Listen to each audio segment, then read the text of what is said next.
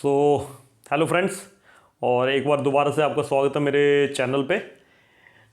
Last time हमने problem number 2 करी थी और उस प्रॉब्लम में हम लोगों ने न्यूटन सेकंड लॉ का डेराइव किया था यूजिंग लैग्रेंजेस इक्वेशन। आज हम लोग प्रॉब्लम नंबर 3 करेंगे और ये प्रॉब्लम भी बहुत अच्छी है। हालांकि ये थोड़ी इजी प्रॉब्लम्स है। आपने देखा होगा कि ये प्रॉब्लम तो हम लोग वैसे भी करते हैं, न्यूटोनियन मैकेनिक्स में भी करते हैं, हाँ उससे भी करते हैं, लेकिन स्टार्टिंग में हम लोग क्या करेंगे, थोड़ी आसान प्रॉब्लम को पकड़ेंगे, बाद में फिर प्रॉब्लम्स को जो थोड़ी टफ होती हैं उनको हम करेंगे लैग्रेंजियन डायनामिक्स से। और फिर आपको लगेगा कि नहीं यार, लैग्रेंजीज इक्वेशन या लैग्रेंजियन डायनामिक्स से सॉल्व करना ज़्यादा आसान है। ठीक है, कुछ मुश्किल प्रॉब्लम्स को वहाँ पे न्यूटोनियन डायनामिक्स आप लगाओगे तो बहुत ही ज़्यादा मुश्किल होगी वो प्रॉब्लम्स। ठीक है, और जैसा आपको पता है कि हम लोग लैग्रेंजियन डायनामिक्स जब करते हैं तो हमारी अप्रोच कैसी होती है, हमारी अप्रोच होती है हम लोग एनर्जी से प्रॉब्लम सॉल्व करते हैं। फोर्सेस के साथ डील करना तो मुश्किल होता है, एनर्जी के साथ डील करना आसान है क्योंकि वो वेक्टर नहीं होती है ना। इस प्रॉब्लम में क्या करना, हमने एक बॉडी है फ्रीली गिर रही है अंडर ग्रेविटी, उसकी हमने equation of motion find out करनी है यूजिंग लैग्रेंजीज इक्वेशन। ये हमारी अगली प्रॉब्लम है। ठीक है, अब देखिए होता क्या है कि जब कोई बॉडी ऊपर से नीचे गिर रही है तो सबसे पहले हमें देखना है कि number of degree of freedom कितने हैं। अब डिग्री ऑफ फ्रीडम कितने हैं, एक बॉडी है उसको ऊपर से नीचे गिराया तो ज़्यादातर देखा जाए तो हमें नजर आता है कि वो स्ट्रेट लाइन में गिर रही है नीचे, तो फिर डिग्री ऑफ फ्रीडम 1 होनी चाहिए। कई जगह आपने देखा होगा degree of freedom for a freely falling particle under gravity 3 लिखी होती कई जगह। अब ये क्या मसला है, देखिए ध्यान से सुनिएगा, ध्यान से। अगर बॉडी पॉइंट ऑब्जेक्ट है, उसकी कोई इनिशियल वेलोसिटी नहीं है, कोई कोरियोलिस फोर्स नहीं लग रही उस पर, अर्थ की रोटेशन से आपको पता कोरियोलिस फोर्स लगती है, हवा भी नहीं चल रही, कुछ ऐसा नहीं हो रहा, तो वो पार्टिकल बिल्कुल एग्जैक्टली स्ट्रेट लाइन में नीचे गिरेगा और पॉइंट ऑब्जेक्ट होना चाहिए। तो उसको हम ये मान सकते हैं कि ये इसकी अब एक ही डिग्री ऑफ फ्रीडम काफ़ी है इसके मोशन को स्टडी करने के लिए, है ना। यहां पे भी ऐसा आएगा। ठीक है, अब दूसरा क्या है कि एक बड़ी बॉडी है, थोड़ा एक्सटेंडेड है ना, पॉइंट मास नहीं है, पॉइंट बॉडी नहीं है, और उसके पास मान लीजिए इनिशियल वेलोसिटी है जैसे प्रोजेक्टाइल मोशन में किया था। अब वो भी फ्रीली गिर रही है अंडर ग्रेविटी, लेकिन वहां पे डिग्री ऑफ फ्रीडम आपको पता है बढ़ जाते हैं। तो अगर कोई बॉडी है जिसका साइज बड़ा है तो उसके हम मान लेते हैं कि 3 डिग्री ऑफ फ्रीडम है ना, उसके डिग्री ऑफ फ्रीडम 3 होंगे फिर, क्योंकि एक्स एक्सिस वाई एक्सिस में मोशन हो सकता है ना। और तीसरा कब होता है कि मान लीजिए ये चौक है और ये गिरते गिरते ऐसे रोटेट होते गिर रहा है, तो रोटेट होते गिरा, एक तो एक्सटेंडेड बॉडी ऊपर से रोटेट होकर गिर रहा है, तो इसका मतलब इसके डिग्री ऑफ फ्रीडम कितने होंगे, 6 होंगे, 3 रोटेशनल होंगे, 3 ट्रांसलेशनल होंगे। ठीक है, यहां पे हम मान के चलेंगे कि ये एक्सटेंडेड बॉडी है और इसके 3 कोऑर्डिनेट चाहिए इसको स्पेसिफाई करने के लिए, मतलब यानी 3 डिग्री ऑफ फ्रीडम। अगर 3 डिग्री ऑफ फ्रीडम है तो इसकी जो काइनेटिक एनर्जी है वो क्या होगी इस सिस्टम की, मान लीजिए इसका मास m है। ठीक है, तो काइनेटिक एनर्जी कितनी हो जाएगी, T से डिनोट करते हैं काइनेटिक एनर्जी को, half of m x dot square y dot square पर z डॉट स्क्वायर। अब यहां पे हमने क्या किया हुआ है, एक पार्टिकल है, मान लीजिए ऊपर से गिर रहा था, ये ऊपर से गिर रहा था, गिरते गिरते मान लीजिए किसी टाइम पे इस पॉइंट पे पहुंच गया, जो पॉइंट ओरिजिन से z एक्सिस। अब मैंने क्या किया, ये वर्टिकल डायरेक्शन है, वर्टिकल डायरेक्शन में मैंने z एक्सिस को ले लिया और जो ग्राउंड है ना हमारा अर्थ का, वो एक्स वाई प्लेन मान लिया मैंने। ठीक है, तो जब पार्टिकल गिर रहा होगा तो उसके ये कोऑर्डिनेट आएंगे, आपको पता है ये कोऑर्डिनेट आएंगे, तो इसके हिसाब से देखिए तो आपको पता है हमारे पास ग्रेविटेशन पोटेंशियल एनर्जी भी आएगी, तो यहां पे पोटेंशियल एनर्जी क्या आ जाएगी, V इज इक्वल टू, वो किसका फॉर्मूला क्या होता है, mg z वर्टिकल डायरेक्शन में हमने लिया हुआ। ठीक है, तो अब देखेंगे तो लैग्रेंजियन इक्वेशन, अगर मैंने बोल रहा हूं कि 3 डिग्री ऑफ फ्रीडम है इसमें, तो लैग्रेंजियन इक्वेशन कितनी बनेगी, 3 बनेगी। और जो कंजर्वेटिव फोर्स के लिए लैग्रेंजियन इक्वेशन है जो ज़्यादातर यूज़ की जाती है वही हम यूज़ करेंगे। ठीक है, तो पहली इक्वेशन आ जाएगी एक्स एक्सिस के लिए। ठीक है, तो क्या आएगी, पहली क्वेश्चन आ जाएगी d/dt ऑफ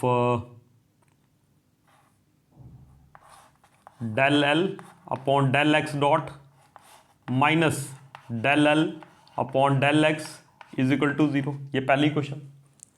दूसरी क्वेश्चन क्या बनेगी? दूसरी क्वेश्चन y एक्सिस के लॉन्ग बनेगी।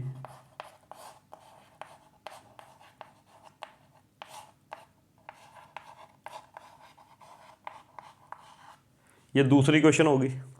और तीसरी क्वेश्चन जो होगी हमारे पास वो z एक्सिस के लॉन्ग हो जाएगी,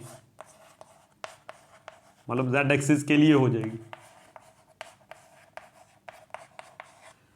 ठीक है। अब आपको पता तो होगा ही कि जो लैग्रेंजियन होता है यहाँ पे जो L है वो लैग्रेंजियन है, और वो किसके बराबर होता है? t प्लस वी के बराबर। ठीक है, वो होता है t प्लस वी के बराबर। अब t प्लस वी के बराबर है तो लैग्रेंजियन क्या बन गया? L is equal to T कितना है? Half of m x dot square plus y dot square plus z dot square, और ये आ गया। ठीक है, सॉरी मैं गलत लिख गया, t minus V t minus V. ठीक है, t माइनस वी, तो ये आ जाएगा माइनस m g z। ठीक है, लैग्रेंजियन मिल गया हमारे को। अब इन इक्वेशन के लिए मेरे को क्या चाहिए? del L upon del x, del L upon del y, del L upon del z, और ये वाली भी तीनों चाहिए। ठीक है, कर लेते हैं। तो यहाँ पे देखे हुए तो del L upon del x dot क्या होगा? del L upon del x dot देखेंगे तो देखिए इसी क्वेश्चन का डेरिवेटिव लेना है x डॉट। x डॉट वाली तो यही टर्म है, तो x डॉट का डेरिवेटिव 2x हो जाएगा, 2 इससे कैंसिल हो जाएगा, तो क्या बन जाएगा? mx dot.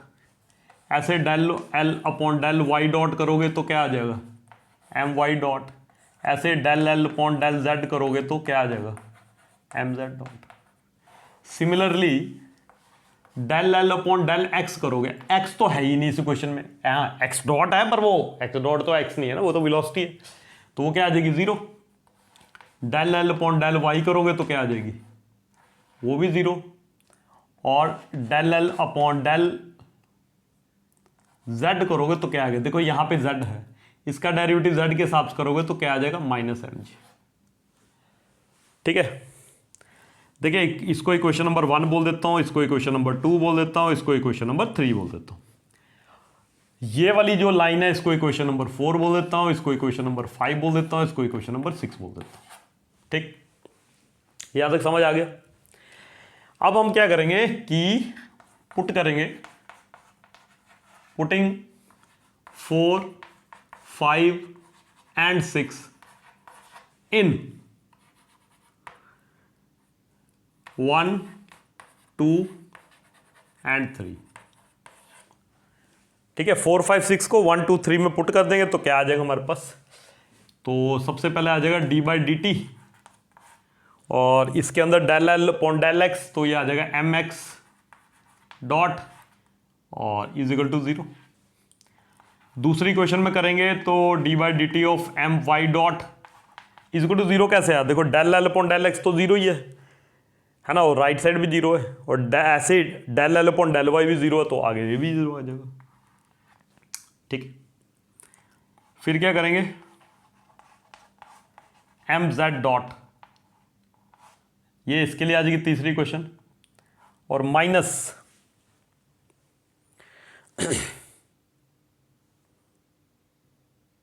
ये आ जाएगा हमारे पास। ठीक है, del L upon del z। ठीक है, उसका डेरिवेटिव किया, ठीक है, तो हमारे पास माइनस mg आया था। ठीक है, वो यहां पे पुट करो तो minus of minus mg is equal to किसके बराबर आ जाएगा? 0 के बराबर। ठीक है जी, आप देखो ये क्वेश्चन हमारे को क्या बता रही है? ये क्वेश्चन हमारे को बता रही है mx डॉट, इसका एक और डेरिवेटिव लेंगे तो क्या आ जाएगा? m x double dot is equal to 0। इसको देखेंगे तो यहां पे my double dot is equal to 0। अब x डबल डॉट 0, तो m को दूसरी तरफ ये भी 0 हो जाएगा। इसका मतलब क्या है कि एक्सेलेरेशन अलोंग x एक्सिस जो है वो 0 है, एक्सेलेरेशन अलोंग y एक्सिस भी क्या है? 0 है। इसकी बात करेंगे तो ये माइनस माइनस प्लस हो जाएगा, तो क्या बन जाएगा आपके पास एम जेड डबल डॉट, जब डेरिवेटिव एक और डेरिवेटिव करेंगे तो पहले जेड डॉट है, अब जेड डबल डॉट हो जाएगा, और minus minus plus M G. ठीक है, ये प्लस एम जी है तो इसको दूसरी तरफ ले जाते हैं, ये बन जाएगा कितना माइनस एम जी, एम से एम कैंसल, तो जेड डबल डॉट जो कि है एक्सेलेरेशन अलोंग जेड एक्सिस वो किसके बराबर आ जाएगी माइनस जी। यही है इक्वेशन ऑफ मोशन जो हम फाइंड आउट करना चाहते थे। अब Z dot acceleration minus Z direction में जो एक्सेलेरेशन है वो माइनस जी है। माइनस जी का मतलब क्या है, जेड डायरेक्शन तो मैंने इधर को ली और जी कहां को आई मेरी नीचे को आई। देखो डेफिनेट जो बिल्कुल एग्जैक्टली जैसी डायरेक्शन थी वैसी डायरेक्शन हमने लैग्रेंजियन इक्वेशन से फाइंड आउट कर ली यहां पे, है ना। ठीक है, तो आई होप आपको ये प्रॉब्लम समझ आई होगी। ठीक है, अब इस प्रॉब्लम में हालांकि बहुत इजी प्रॉब्लम है और ये इक्वेशन ऑफ मोशन मार्क को दे देगा। ये जेड डबल डॉट क्या होता है, एक्सेलेरेशन अलोंग जेड एक्सिस होता है। ठीक है, तो अगर आपको कोई मिस्टेक लगे प्लीज़ कमेंट करके बताइएगा और वेट करिएगा अगले प्रॉब्लम की, जल्दी आएगी। Okay bye.